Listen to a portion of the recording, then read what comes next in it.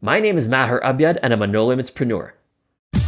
You're now locked onto another episode of the Nolimitspreneur Podcast, the show that helps you dominate in life and in business to enhance your mindset, confidence, productivity, time management, habits, and goals. And now, your host, Maher Abiad.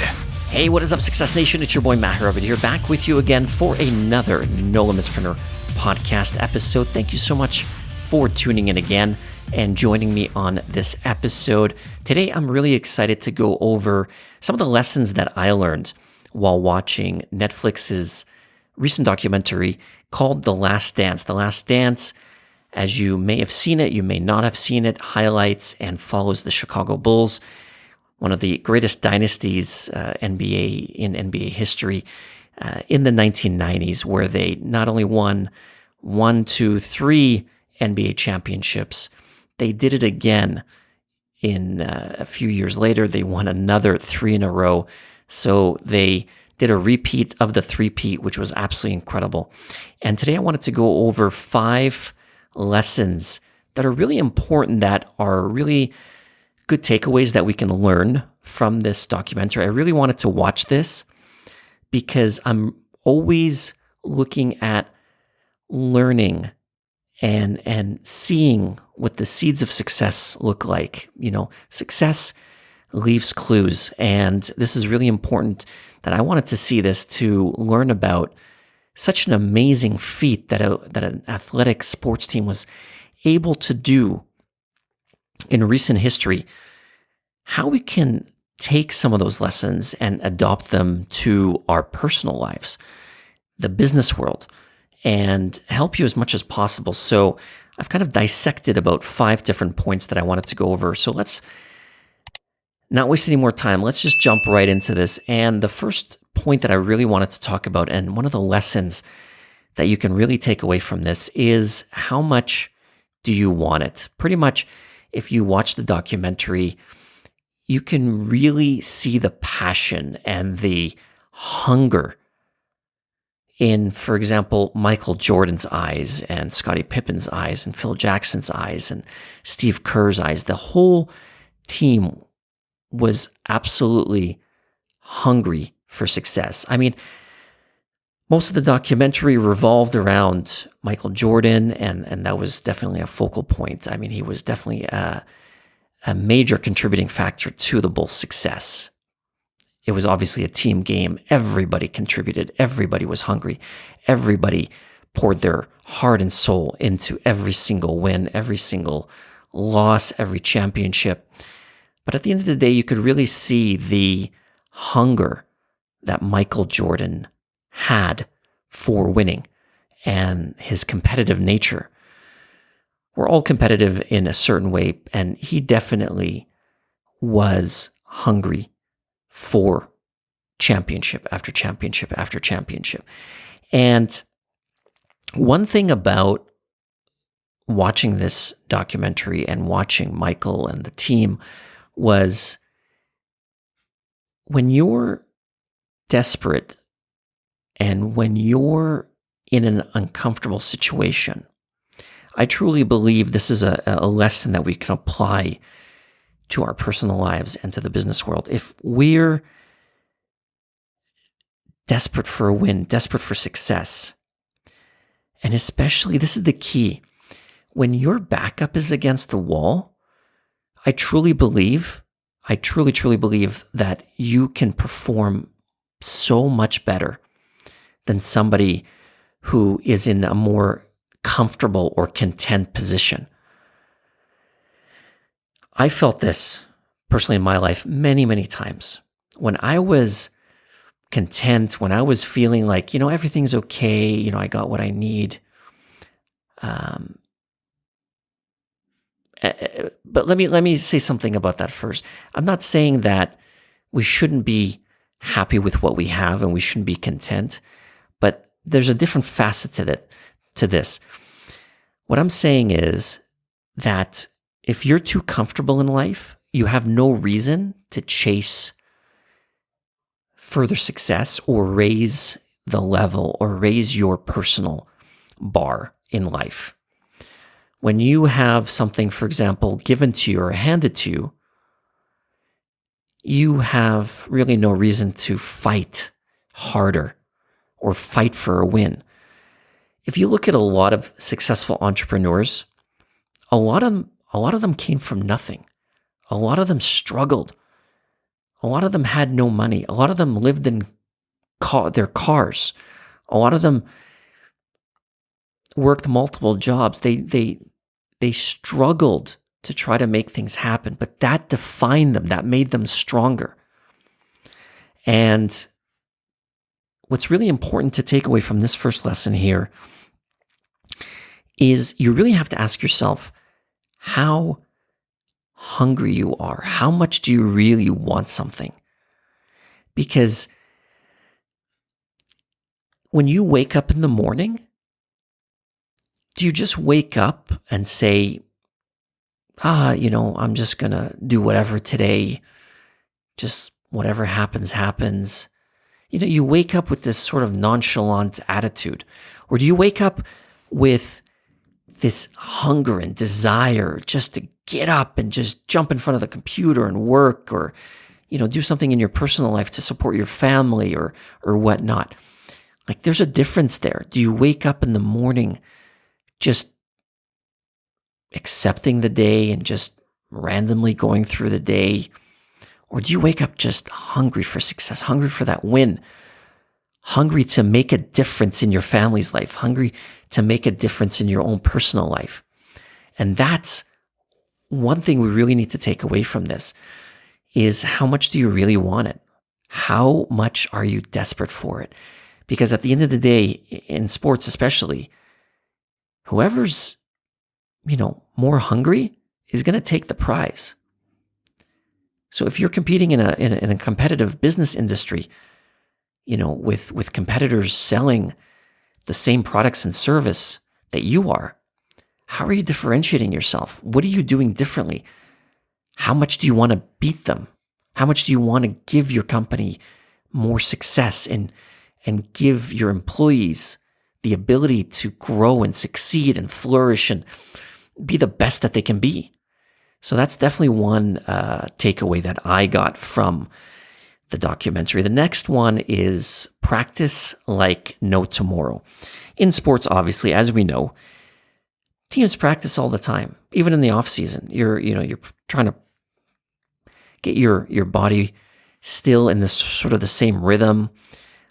You're always practicing, obviously, during the season. You're really just in an intense mode, and you're a focus, both mentally, physically. But if you want to better your life or better your business, practicing doesn't just occur in the athletic and sports world. We don't practice enough in life. We don't practice enough in business. Your life and business is a sport. It's something that you have to develop. For example, if you want to get better at playing piano, you have to practice at it. If you want to get better at dating and be more comfortable while you're going out and dating other people, treat it like a sport. Go out and practice and improve on that skill so you can be more comfortable. For example, if you want to pay off debt, practice improving your finances. Work on cutting your expenses, creating more income, budgeting better, paying yourself first. Practice at that. If you want to lose weight, for example, practice eating better, practice working out, practice whatever it takes for you to get to where you want to be. See, when we're doing things in life, we can't really do them haphazardly or at 50%. If you really want to succeed at anything in life, you have to be all in. You have to practice like no tomorrow. There were times in the documentary where Michael would just practice almost all day long, and you could see the improvement over the years. And literally that practice defined who he was and who the rest of the team were. If you want to just live a life, an ordinary life, then yeah, you can go through life doing regular things that everybody else is doing. But if you want to take your life to another level, if you want to be the best person that you can be, you have to practice at it. You have to keep improving yourself. You have to keep learning. And that's another thing. Your education doesn't stop at 18. When you graduate high school, you have to improve yourself mentally and physically. And you have to strengthen yourself emotionally. And that's what practice does. Something doesn't work out, you keep going back out. Something doesn't work out, you go back out again. And that's a really, really important lesson that we can take from this documentary. The next one is failure is part of the process.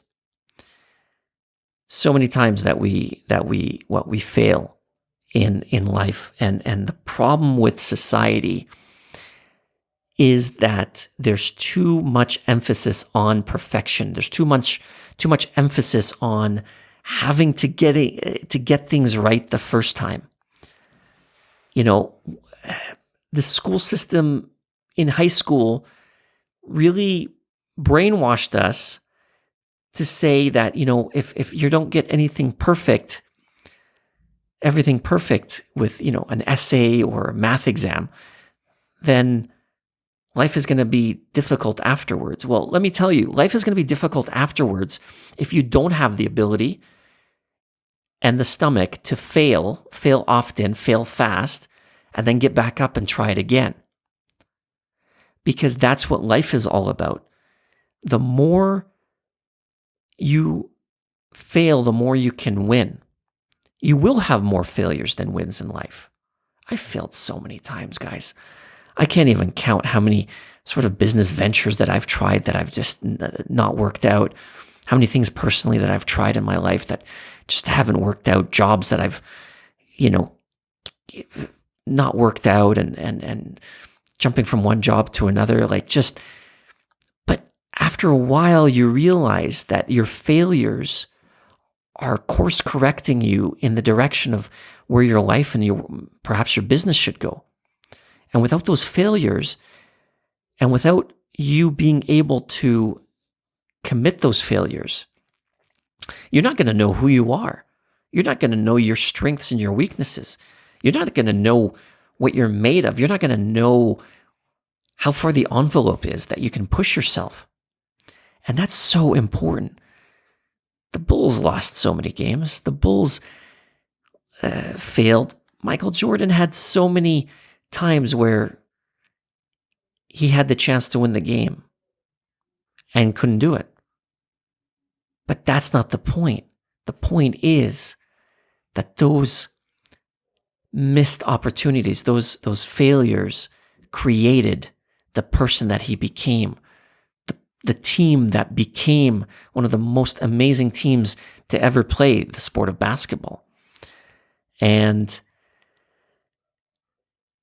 this is such an important thing that we have to accept in life. Social media is going to continue to feed the wrong picture, and people are going to continue going down the wrong path. Once you can accept failure as part of the learning process, once you can accept failure as part of the opportunity to better yourself and to say, oh, you know what? I just learned how not to do something. Now I know how to do something. There's no book in life that somebody hands you when you're born and says, hey, you know what? This is how you find a life partner. This is how you run a business or a startup. This is how, you get healthier. This is how you raise a child. This is how you, ride a bike. This is how, you start a podcast or a YouTube channel. You have to go through the growing pains, and failure is that gift that gift. I embrace failure now. I mean, it sounds so counterintuitive. Why do you embrace failure? Why do you love failure so much? Because it's a cleanse. It's a learning opportunity. It's an opportunity to grow. The faster you can fail, the more you can fail, you'll learn so much about yourself. I've learned so much about myself throughout the years doing all these things. I originally thought I'm not smart. I'm not a good person. I didn't even finish post-secondary education, but that defined me of who I am today. I'm using my experiences to stack on top of each other, to become a better person, to be a better family man, to be a better entrepreneur. And that's what I really want to let you know about today. And jumping on to the next point, another lesson learned from The Last Dance. Confidence and self-esteem are so important. Having the confidence to believe in your abilities is absolutely crucial. You could see MJ, you could see the team when they were really firing on all cylinders. They really believed in themselves. They really thought that they could keep winning. The confidence was there. And the self-esteem was also there. To know that if somebody's trying to bring you down, if something was trying to bring you down, something or someone was trying to hold you back, a team was playing aggressive, trying to roughhouse with you and whatnot, which, you could see in a lot of the games. The self-esteem to know that you're worthy of winning. You're a good person. You're a good team. You bring value to the table. That's confidence and self-esteem. There's really nothing you can do in this world without having confidence and self-esteem. To be able to go to a job interview. You can't really step into a job interview and not be confident, not know your self-worth, because it shows. You can't go on a date and really just not have that confidence and self-esteem because it shows. It's okay to be at the level where you are now, but at the same time, it's important to keep improving your confidence, to keep improving your self-esteem. Because life is always about continual growth. For me personally, I feel so bad when I feel like I'm not growing, I'm not learning, I'm not developing. I feel like something's wrong with me. I'm going backwards in life.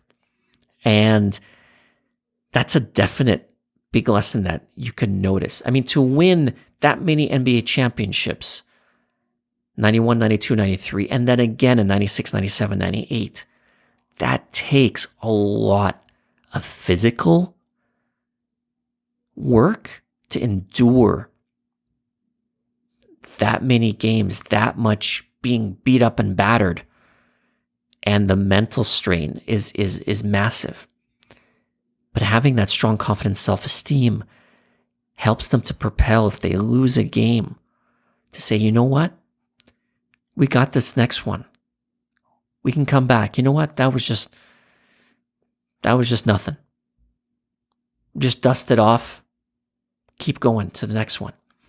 And I really want everybody listening and watching today to know that you are worth it. You are capable of achieving absolutely anything in your life. To be honest with you, personally speaking, we can do so much more than we originally think that we can, or we ever think that we can. If you look at ultra successful individuals, they do the most incredible things. They structure their day so full and they get so much done, and they're able to really move the needle in their life and their business. And even if you're not a business owner, even if you're not an entrepreneur, there's so much that you can do to better your own life, to improve your own life. And that all starts with your confidence, the ability to know that, hey, you know what? I can step into this situation and I will succeed. And even if I don't win, I know I can come back even stronger next time. And having that self-esteem to walk into any situation, and even if you deal with a situation of somebody rejecting you, or somebody giving you judgment or trying to bring you down, you know, hey, you know what? I'm a good person. I know what my worth is. I know my contribution to this world. And you just sticking to your guns, and you just being super strong and able to battle through everything and not allowing people to bring you down.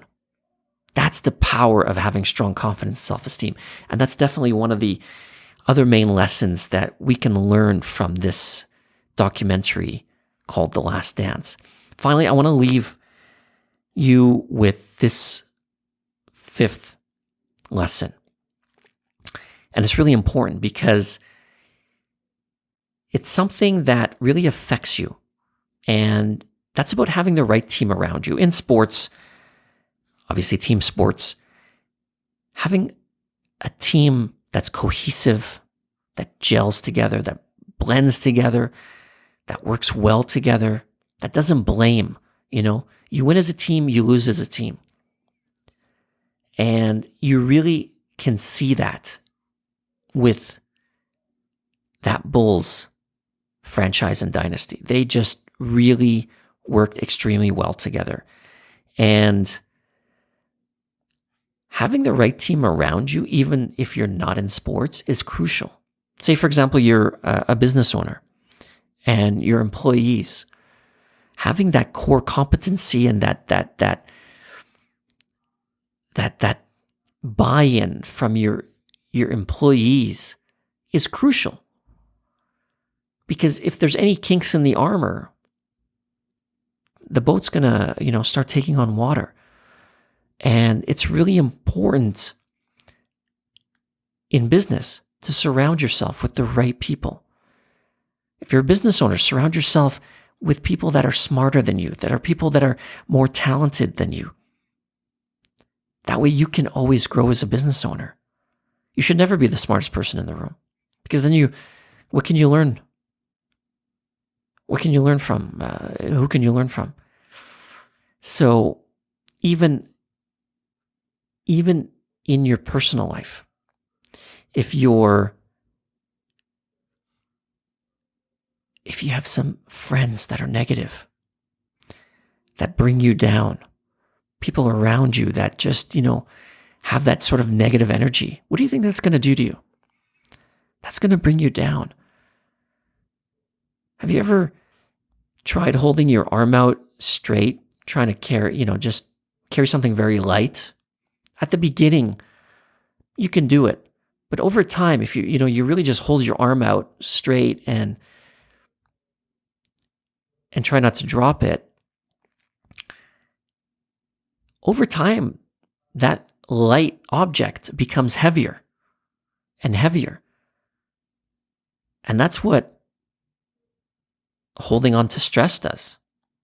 Over time, it gets heavier. And that's what continually absorbing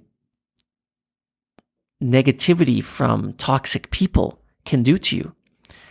And this is so important that you really have to be able to surround yourself with people that bring you up, people that give you positive feedback, positive encouragement, that try to always lift you up.